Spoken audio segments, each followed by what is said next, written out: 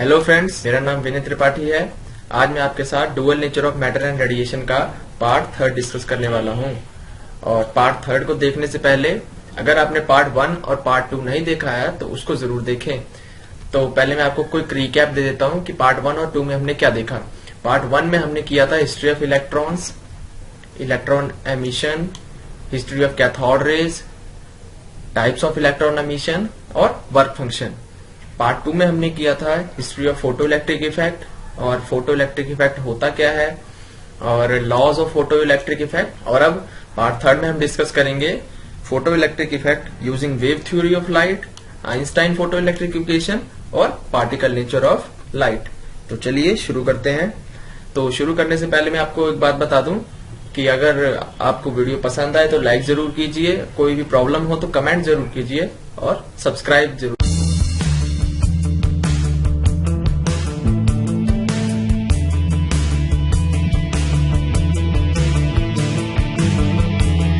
तो अब हम बात करते हैं photo electric effect using wave theory of light, यानी कि जो हमने अभी एक्सपेरिमेंट परफॉर्म किया फोटो इलेक्ट्रिक इफेक्ट का, उसको हमने वेव नेचर ऑफ लाइट से एक्सप्लेन करने की कोशिश की। तो जो हमको चीजें सामने आई वो कुछ अलग सामने आ रही थी जो हमने एक्सपेरिमेंट परफॉर्म किया था। वो हम देखते हैं कैसे आ रही थी। तो सबसे पहले जब हम वेव नेचर ऑफ लाइट की बात करते हैं तो लाइट जब ऑब्जेक्ट में फॉल होगी तो वो वेव की फॉर्म में फॉल होगी, ठीक है। तो जब वो वेव की फॉर्म में फॉल हो रही है तो मतलब वो वेव कौन सी होती है? Electromagnetic wave. इलेक्ट्रोमैग्नेटिक वेव जो होगी वो मेटल सरफेस पे फॉल होगी। और जब हम इस वेव की इंटेंसिटी बढ़ा देते हैं, जब हम इस वेव की इंटेंसिटी इंक्रीज करेंगे तो उससे क्या होगा? इलेक्ट्रिक फील्ड बढ़ जाएगी, तो उससे इलेक्ट्रिक फील्ड बढ़ जाएगी। तो इलेक्ट्रिक फील्ड बढ़ेगी तो उससे क्या होगा? इंटेंसिटी बढ़ाएंगे तो इलेक्ट्रिक फील्ड बढ़ेगी। अगर इलेक्ट्रिक फील्ड बढ़ रही है तो मैग्नेटिक फील्ड भी बढ़ेगी।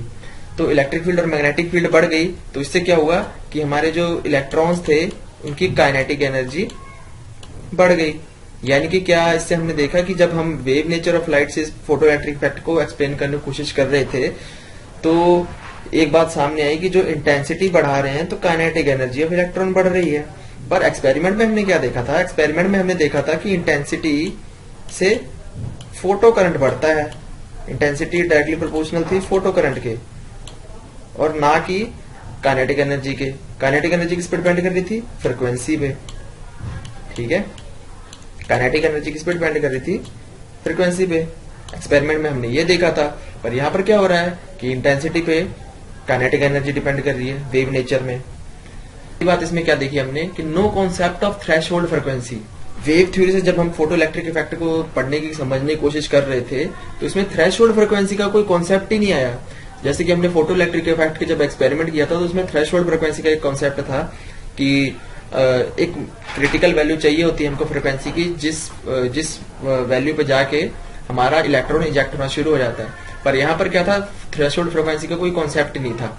इसमें हम क्या बात कर रहे थे कि इंटेंसिटी, जैसे जैसे इंटेंसिटी हम बढ़ाएंगे वैसे वैसे हमारे इलेक्ट्रॉन बाहर आने लगेंगे। तो यहाँ भी हमारा फोटो इलेक्ट्रिक इफेक्ट का जो हमने एक्सपेरिमेंट किया उससे कॉन्ट्रडिक्शन हो गया। उसके बाद जो लास्ट पॉइंट हमको दिखा वो क्या दिखा? Photo electric emission is not instantaneous. Wave theory के द्वारा जब हम फोटो इलेक्ट्रिक इमिशन के बारे में स्टडी कर रहे थे तो ये इंस्टेंटेनियस नहीं था। जैसे कि हमने पार्टिकल नेचर में बात की थी, तो जो हम जैसे ही हम एक्सपेरिमेंट में हमने बात की थी, जैसे ही हम उस पर लाइट स्ट्राइक करवाते थे तुरंत उसमें से इलेक्ट्रॉन इजेक्ट हो जाते थे। यानी कि वो इंस्टेंटेनियस था। 10⁻⁹ सेकंड के अंदर टाइम लैग था उनका। पर इसमें क्या है, जब हम वेव थ्योरी से एक्सप्लेन कर रहे हैं तो ये इंस्टेंटेनियस नहीं आ रहा है। ऐसा क्या था? ऐसा इसमें क्यों था? क्योंकि जैसे मान लीजिए ये हमारे पास 4 गमले हैं, ठीक है, गमले जिसमें हम पौधे लगाते हैं, ठीक है। अगर हम इस पे पानी डालेंगे, यहां से एक जगह से ऐसे पानी डाल रहे हैं हम फुहारे से ऐसे इसमें, ठीक है, पानी डाल रहे हैं, तो ऐसा होगा कि जो नजदीक वाला होगा या जो सेंटर वाला होगा, जिस तरफ हम ज्यादा फोकस करेंगे उसकी नली, पानी की जो जिससे हम पानी डालेंगे उसकी नली जिस तरफ हम ज्यादा फोकस करेंगे पानी ज्यादा उधर जाएगा और बाकी थोड़ा फैल फैल के जाएगा, ठीक है। तो इससे क्या होगा? किसी गमले में कम पानी जा रहा है, किसी में ज्यादा जा रहा है, किसी में कम जा रहा है, किसी में ज्यादा जा रहा है। वेव नेचर ऑफ लाइट में भी कुछ ऐसा ही हो रहा था कि जब वेव मेटल सरफेस पे स्ट्राइक कर रही थी तो सभी इलेक्ट्रॉन्स को बराबर एनर्जी एब्जॉर्ब करने को नहीं मिल रही थी। इस वजह से क्या था? ये प्रोसेस इंस्टेंटेनियस नहीं था। और वहीं हम बात करें जब हमने एक्सपेरिमेंट की बात की थी तो फोटो इलेक्ट्रिक एक्सपेरिमेंट में कैसे था, जब हम पार्टिकल नेचर की बात करेंगे तो अगर 1 लीटर पानी इसमें डाल रहे हैं तो 1 लीटर पानी इसमें भी जा रहा था, 1 लीटर पानी इसमें भी जा रहा था और 1 लीटर पानी इसमें भी जा रहा था। तो इससे मतलब क्या था कि हर एक फोटोन एक सिंगल इलेक्ट्रॉन को स्ट्राइक कर रहा था, जिसकी वजह से इंस्टेंटेनियसली फोटोन इजेक्ट हो जा रहे थे और हमारा फोटो इलेक्ट्रिक इफेक्ट हो जा रहा था। ठीक है, तो जब वेव थ्योरी से हम फोटो इलेक्ट्रिक इफेक्ट को एक्सप्लेन कर रहे थे और जो हमने एक्सपेरिमेंट किया था फोटो इलेक्ट्रिक इफेक्ट का, उससे जो हमने एक्सप्लेनेशन की थी, इन दोनों बातों में बहुत कॉन्ट्राडिक्शन आ रहा था। पर इसका मतलब ये नहीं था कि जो wave theory of photo electric effect हम एक्सप्लेन कर रहे हैं वो गलत है, या जो हमने एक्सपेरिमेंट किया है फोटो इलेक्ट्रिक इफेक्ट का उसमें जो हमने पॉइंट्स रखे हैं वो गलत है। तो इन सब चीजों को जो डाउट थे उनको क्लियर करने के लिए आइंस्टाइन आए और आइंस्टाइन ने एक नई थ्योरी दी और उन्होंने ही एक्सप्लेन किया जो फोटो इलेक्ट्रिक इफेक्ट होता है वो लाइट के पार्टिकल नेचर की वजह से होता है, और उन्होंने ही आगे आइंस्टाइन फोटो इलेक्ट्रिक इक्वेशन दी थी। चलिए उसके बारे में आगे देखते हैं। आइंस्टाइन ने बताया था कि जो रेडिएशन होती है लाइट की, उसमें पैकेट्स ऑफ एनर्जी होते हैं, पैकेट्स ऑफ एनर्जी। ये जो पैकेट्स ऑफ एनर्जी हैं उनको हम क्वांटा भी कह सकते हैं और इन्हीं को हम कहते हैं photon.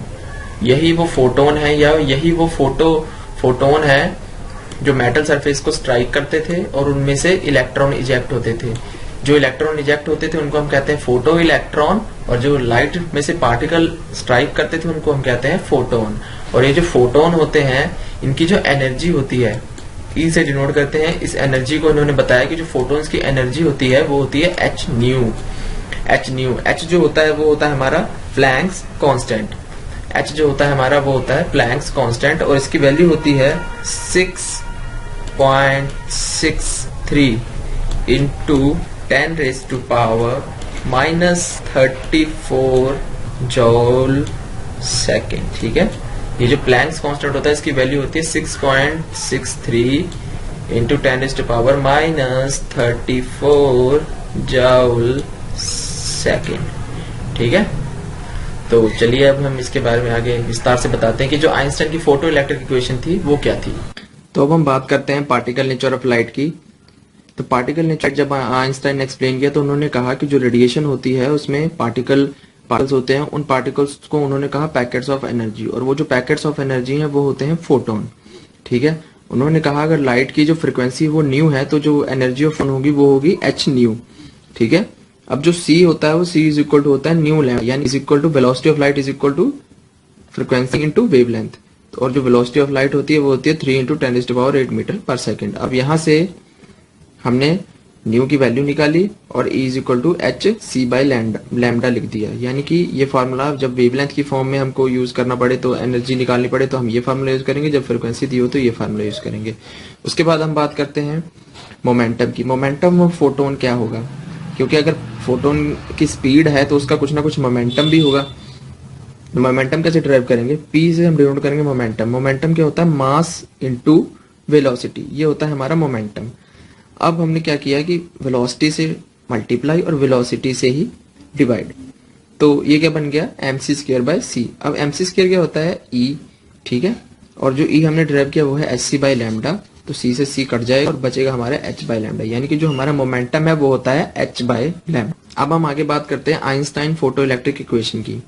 Einstein photo electric equation में क्या था कि जो रेडिएशन होती है उसमें फोटोन्स होते हैं। फोटोन्स की जो एनर्जी होती है वो एच न्यू के बराबर होती है। जब ये फोटोन इलेक्ट्रॉन को स्ट्राइक करते हैं तो जो एनर्जी है फोटोन्स की वो इलेक्ट्रॉन द्वारा एब्जॉर्ब हो जाती है। ठीक है, आइंस्टाइन ने फोटो इलेक्ट्रिक इक्वेशन ड्राइव करने से पहले कुछ पोस्टुलेट्स अपने दिमाग में लिए थे, यानी कि कुछ बातें मान के चले थे वो, जैसे कि एनर्जी जो फोटोन की है वो एच न्यू है, एक सिंगल इलेक्ट्रॉन को स्ट्राइक करेगा इजेक्ट कराने के लिए, और जो फोटोन की एनर्जी होगी वो इलेक्ट्रॉन द्वारा एब्जॉर्ब हो जाएगी। तो उन्होंने कहा कि अगर हमको किसी मेटल सरफेस में से इलेक्ट्रॉन को इजेक्ट कराना है तो जो एनर्जी ऑफ फोटोन है वो कम से कम वर्क फंक्शन के बराबर होनी ही चाहिए। ठीक है, कम से कम वर्क फंक्शन के बराबर होनी चाहिए। पर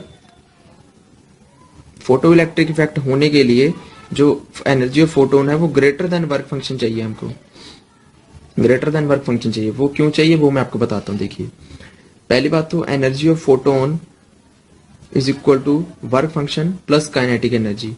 अब energy of photon work function plus kinetic energy के बराबर क्यों हुई? एनर्जी ऑफ फोटोन क्या है कि किस एनर्जी से फोटोन जो है वो मेटल सरफेस के इलेक्ट्रॉन को स्ट्राइक करे वो, और वर्क फंक्शन क्या होता है? Minimum amount of energy required to carry out electron.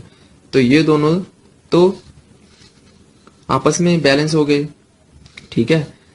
मतलब ये जितनी इसकी एनर्जी है उतनी ही यहाँ से एनर्जी निकलने लगेगी, पर इसको बाहर निकल के जाने में वेलोसिटी भी तो चाहिए। जब ये बाहर निकलेगा तो इसको इसकी वेलोसिटी होगी कुछ, जब इसकी कुछ वेलोसिटी होगी तो उसकी वजह से इसमें काइनेटिक एनर्जी आ जाएगी।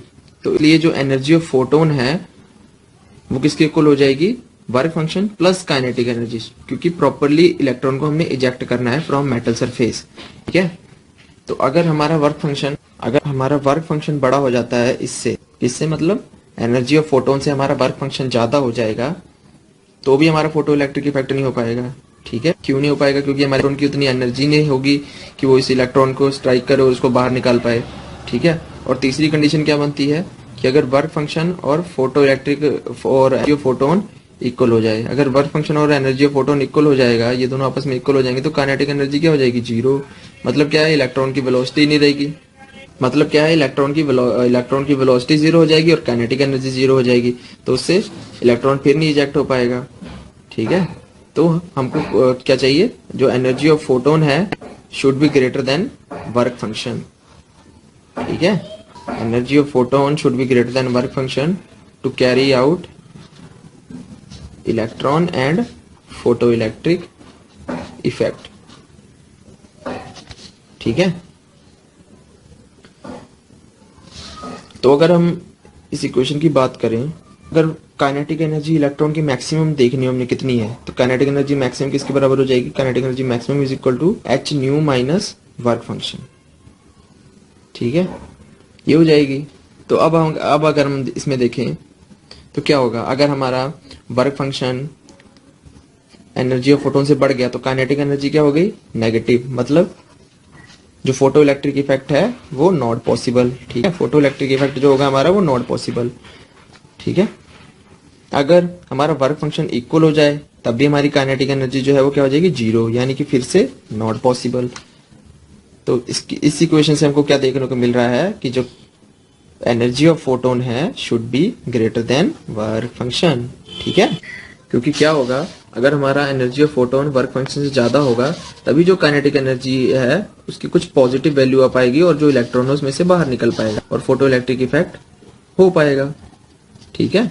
तो इस केस में फोटो इलेक्ट्रिक इफेक्ट जो है वो पॉसिबल है, ठीक है, जब हमारा energy of photon is greater than work function, ठीक है। तो ये आइंस्टाइन की फोटो इलेक्ट्रिक इक्वेशन से हमको पता लगा। तो आइंस्टाइन की जो फोटो इलेक्ट्रिक इक्वेशन थी वो क्या थी? Kinetic energy maximum is equal to energy of photon minus work function, और काइनेटिक एनर्जी क्या होती है? Half m square is equal to H nu, ये वेलोसिटी वाला भी है, माइनस एच न्यू नॉट, ये न्यू नॉट जो है ये हमारी थ्रेशोल्ड फ्रिक्वेंसी है, ठीक है। ये हमारा हो गया आइंस्टाइन फोटो इलेक्ट्रिक इक्वेशन। तो अब हम आगे बात करते हैं verification of Einstein photo electric equation. अब आइंस्टाइन ने अपनी फोटो इलेक्ट्रिक इक्वेशन दे तो दी, पर इसको वेरीफाई करना था कि जो इस इक्वेशन से हमारा रिजल्ट आ रहा है वो उस फोटो इलेक्ट्रिक इक्वेशन का, फोटो इलेक्ट्रिक इफेक्ट का जो हमने एक्सपेरिमेंट किया था उससे सिमिलर आ रहा है या नहीं। तो अब हम इक्वेशन की बात करें तो जो काइनेटिक एनर्जी मैक्सिमम थी वो ई नॉट के बराबर होती थी, ठीक है। अगर पोटेंशियल के साथ हम बात करें, स्टॉपिंग पोटेंशियल के साथ, तो जो हाफ एम वी स्क्वायर है वो ई नॉट के इक्वल हो जाएगा, ठीक है। अब कैसे होगी equation? E naught is equal to, अगर अब हम बात करें E naught is equal to H nu minus omega, ठीक है। अब ये वी नॉट जो है ये क्या है? हमारा स्टॉपिंग पोटेंशियल, ठीक है, और ये जो एच न्यू माइनस ओमेगा, ठीक है, जो हमारा ओमेगा होगा ये होगा वर्क फंक्शन, ठीक है। तो वर्क फंक्शन को हम क्या लिखेंगे? एच म्यू नॉट, यानी कि जब हमारा इलेक्ट्रॉन कब इजेक्ट होता है? जब हमारी फ्रीक्वेंसी क्या हो जाए? थ्रेशोल्ड फ्रीक्वेंसी के बराबर, यानी कि हमारा वर्क फंक्शन कब काम करेगा? जब हमारी फ्रीक्वेंसी होगी थ्रेशोल्ड फ्रीक्वेंसी, ठीक है। तो ये जो म्यू नॉट है ये हमारी है थ्रेशोल्ड फ्रीक्वेंसी, ये वी नॉट जो है स्टॉपिंग पोटेंशियल है, ठीक है। ये जो ई है ये इसके नीचे भी आ जाएगा, इसके नीचे भी आ जाएगा, तो ये आ गया। अब अगर हम बात करें तो इक्वेशन कैसी बन गई? y is equal to M X plus C, ठीक है। ये कुछ इस तरह की इक्वेशन बन गई, y is equal to M X plus C. अब अगर आपने मैथ थोड़ा बहुत पढ़ा होगा तो आपको मैथ में पता होगा कि ये जो इक्वेशन है ये स्ट्रेट लाइन की इक्वेशन है, ठीक है। तो ये हम अगर ग्राफ बनाए वी नॉट और फ्रिक्वेंसी के बीच, यानी कि स्टॉपिंग पोटेंशियल और फ्रिक्वेंसी के बीच, तो जो हमारा ग्राफ बनेगा वो कुछ ऐसा बनेगा, ठीक है। और ये जो है ये हमारी थ्रेशोल्ड फ्रिक्वेंसी की वैल्यू है, मतलब यहाँ से हमारा जो है फोटो इलेक्ट्रिक इफेक्ट स्टार्ट हो जाएगा। ये हमारी थ्रेशोल्ड फ्रिक्वेंसी है, ठीक है। तो ये था हमारा वेरिफिकेशन। हमने जब एक्सपेरिमेंटल वेरिफिकेशन किया था तो हमने इसमें भी यही देखा था कि जब तक थ्रेशोल्ड फ्रिक्वेंसी नहीं आती तब तक पोटेंशियल में कोई फर्क नहीं पड़ता, पर जैसे जैसे फिर बाद में फ्रिक्वेंसी बढ़ने लग जाती है तो हमारा जो पोटेंशियल स्टॉपिंग पोटेंशियल है वो भी बढ़ता जाता है, ठीक है। तो आई होप आपको समझ में आ गया होगा। तो आइंस्टाइन फोटो इलेक्ट्रिक इक्वेशन के बाद आइंस्टाइन ने अपनी फोटो इलेक्ट्रिक इक्वेशन से कुछ एक्सप्लेनेशन दी, जो एक्सप्लेनेशन हमने फोटो इलेक्ट्रिक इफेक्ट के एक्सपेरिमेंट किया था उसको बिल्कुल सेटिस्फाई कर रही थी। तो इससे हमें पता लग रहा था कि जो आइंस्टाइन ने फोटो इलेक्ट्रिक इक्वेशन दी है वो बिल्कुल सही है और बिल्कुल करेक्ट है। तो वो जो एक्सप्लेनेशन आइंस्टाइन ने दी थी वो क्या थी? आइंस्टाइन ने एक्सप्लेन किया कि जो फोटो करंट है वो डिपेंड करेगा इंटेंसिटी पे, यानी कि जैसे कि हमने एक्सपेरिमेंट में भी देखा था कि जैसे जैसे हम इंटेंसिटी बढ़ा रहे थे, लाइट की इंटेंसिटी बढ़ा रहे थे तो उससे क्या हो रहा था, नंबर ऑफ फोटोन जो थे वो भी इंक्रीज हो रहे थे। तो नंबर ऑफ फोटोन इंक्रीज होने से क्या होता था, वो ज्यादा इलेक्ट्रॉन्स को स्ट्राइक करेंगे और उसमें से ज्यादा इलेक्ट्रॉन बाहर निकलेंगे, ठीक है। तो सबसे पहला एक्सप्लेनेशन क्या था, photo current depends on intensity, ठीक है। उसके बाद क्या था, saturation current depend on intensity. ये भी हमने एक्सपेरिमेंट में प्रूव करके देखा था कि सैचुरेशन करंट इंटेंसिटी पे कैसे डिपेंड कर रहा है, और आइंस्टाइन ने भी ये बात प्रूव करके दिखाई, आइंस्टाइन ने भी ये ऑब्जर्व किया। तो there exist a threshold frequency below which no photo electric effect will take place. Einstein के इस एक्सपेरिमेंट से और आइंस्टाइन की इस एक्सप्लेनेशन से हमको ये पता लगा कि एक थ्रेशोल्ड फ्रीक्वेंसी होती है जिस फ्रीक्वेंसी के नीचे अगर हम लाइट रखेंगे, अगर लाइट की फ्रीक्वेंसी इस फ्रीक्वेंसी से नीचे रहेगी तो फोटो इलेक्ट्रिक इफेक्ट नहीं हो सकता। तो मतलब क्या है कि हमको थ्रेशोल्ड फ्रीक्वेंसी चाहिए ही चाहिए, यानी कि minimum amount of frequency of radiation eight which the electron can come out through metal surface, ठीक है। और मतलब ये जितनी भी आइंस्टाइन की एक्सप्लेनेशन थी वो बिल्कुल सेटिस्फाई कर रही थी उस फोटो इलेक्ट्रिक एक्सपेरिमेंट का जो हमने एक्सपेरिमेंट किया था। तो यानी कि आइंस्टाइन ने प्रॉपरली प्रूव कर दिया था कि particle nature of light exist करता है, और फोटो इलेक्ट्रिक इफेक्ट जैसे जो फिनोमेना हैं वो पार्टिकल नेचर ऑफ लाइट से ही एक्सप्लेन किया जा सकते हैं, इनको हम वेव नेचर ऑफ लाइट से एक्सप्लेन नहीं कर सकते। उसके बाद आइंस्टाइन की एक्सप्लेनेशन के अनुसार हमको ये भी पता लगा कि जो स्टॉपिंग पोटेंशियल है वो इंडिपेंडेंट है इंटेंसिटी के।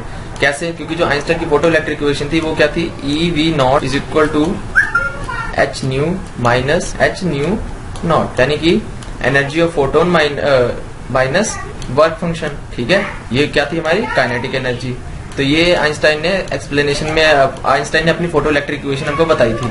तो इसके हिसाब से अगर हम देखें तो जो स्टॉपिंग पोटेंशियल है वो डिपेंड किस पे कर रहा है, फ्रीक्वेंसीज पे।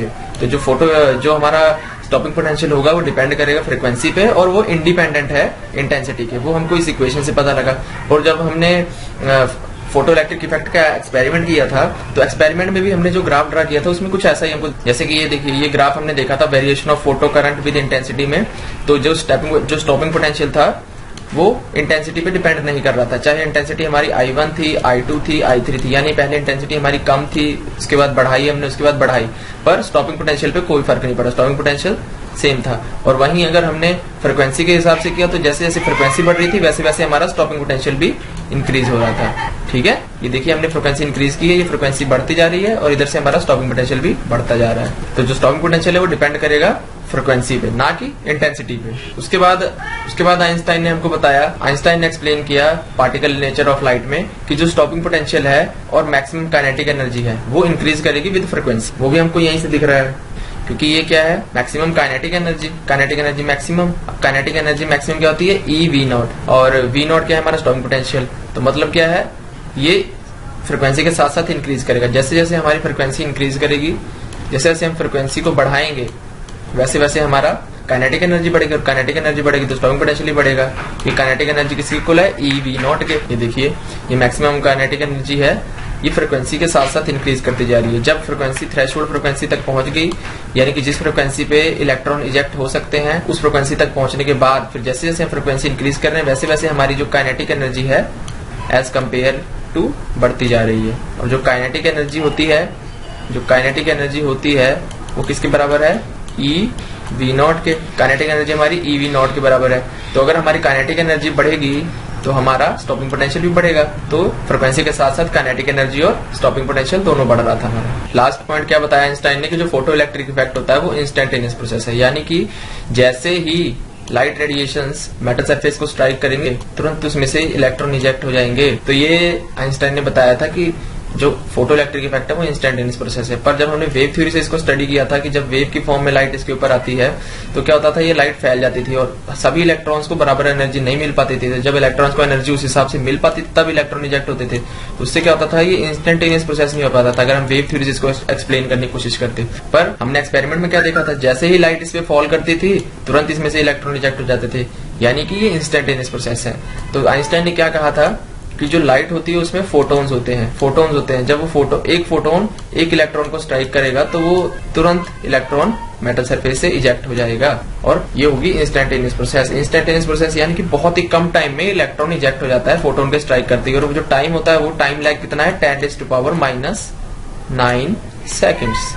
जब आइंस्टाइन ने बताया कि फोटो इलेक्ट्रिक इफेक्ट जो होता है वो पार्टिकल नेचर ऑफ लाइट की वजह से होता है, यानी कि फोटोन्स की वजह से होता है, तो उन्होंने कुछ नई थ्योरीज एक्सप्लेन की। वो नई थ्योरीज जो एक्सप्लेन की वो क्या थी, उन्होंने कहा कि जो रेडिएशन है, रेडिएशन का जो पार्टिकल होता है वो जाके इलेक्ट्रॉन से इंटरेक्ट करता है और इलेक्ट्रॉन जो है वो मेटल सरफेस में से इजेक्ट हो जाता है। और वो जो पार्टिकल होता है उसको हमने क्या कहा, फोटोन। ठीक है, वो जो पार्टिकल था वो था फोटोन। उसके बाद उन्होंने कहा कि जो पार्टिकल जो फोटोन है उसकी एनर्जी कितनी होती है, एच न्यू। एच क्या है, प्लैंक्स कांस्टेंट, न्यू क्या है, फ्रीक्वेंसी। उसके बाद उन्होंने कहा कि मोमेंटम भी होता है इस फोटोन का। उस फोटोन का मोमेंटम कितना होता है, P is equal to H nu by C. और C क्या है, वेलोसिटी ऑफ लाइट। ठीक है, C क्या है, वेलोसिटी ऑफ लाइट। ठीक है, उसके बाद उन्होंने कहा photon of same energy had same energy and momentum. जैसे दो फोटोन्स है हमारे पास, कोई लाइट रेडिएशन है उसके अंदर कई सारे फोटोन है, तो इस मान लीजिए 3 फोटोन है, तो अगर इन 3 फोटोन्स की एनर्जी सेम है तो इनका जो मोमेंटम होगा वो भी सेम होगा। ठीक है, अगर इनकी एनर्जी सेम है 3 फोटोन्स की तो इनका मोमेंटम भी सेम होगा। तो आइंस्टाइन ने ये बताया था। उसके बाद इन्होंने बताया कि फोटोन जो है वो इलेक्ट्रिकली न्यूट्रल होते हैं। इलेक्ट्रिकली न्यूट्रल मतलब ना कोई नेगेटिव चार्ज होता है ना कोई पॉजिटिव चार्ज होता है, ये होते हैं बिल्कुल न्यूट्रल। उसके बाद उन्होंने फोटोन पार्टिकल कोलिजन पे कुछ बताया। उन्होंने कहा तो फोटोन पार्टिकल कोलिजन में क्या बताया, जब कोई फोटोन इलेक्ट्रॉन को स्ट्राइक करेगा तो टोटल एनर्जी जो रहेगी कंजर्व रहेगी, यानी कि energy before the reaction and after the reaction will remain same. ठीक है, उसके बाद मोमेंटम भी कंजर्व रहेगा, यानी कि मोमेंटम जो पहले था फोटोन का और बाद में जो होगा वो मोमेंटम जो पहले था और जो बाद में होगा वो सेम रहेगा। उसके बाद बात की number of photons were not be same before and after the collision with electrons, यानी कि जैसे यहाँ पर हमारे 3 इलेक्ट्रॉन्स हैं, 3 इलेक्ट्रॉन पे 3 फोटोन स्ट्राइक करेंगे। तो 3 फोटोन जो स्ट्राइक कर रहे हैं ये जरूरी नहीं है कि जो 3 फोटोन है स्ट्राइक करने के बाद भी नंबर इनका जो रहेगा वो सेम रहेगा, क्योंकि क्या होता है कि जब ये फोटोन एनर्जी से स्ट्राइक करते हैं तो जो कुछ फोटोन्स हैं वो ये इलेक्ट्रॉन उन फोटोन्स को एब्जॉर्ब कर लेता है। तो उसकी वजह से क्या है कि जो फोटोन्स की गिनती है वो कम, तो इसलिए नंबर ऑफ फोटोन्स जो होंगे वो were not be same before and after the collision. ये कोई कंपलसरी नहीं है कि कोलिजन से पहले जितने फोटोन थे वो कोलिजन के बाद भी उतने ही फोटोन होंगे। ठीक है, तो आई होप आपको समझ में आ गया होगा। तो ये था हमारा dual nature of matter and radiation part 3। इसमें हमने स्टडी किया पार्टिकल नेचर ऑफ रेडिएशन के बारे में। अगले पार्ट में मैं आपके साथ wave nature of matter study करूंगा। तो तब तक के लिए अगर आपको वीडियो पसंद आया हो तो लाइक करें और शेयर भी करें, और अगर आपको कोई प्रॉब्लम है तो कमेंट जरूर करें।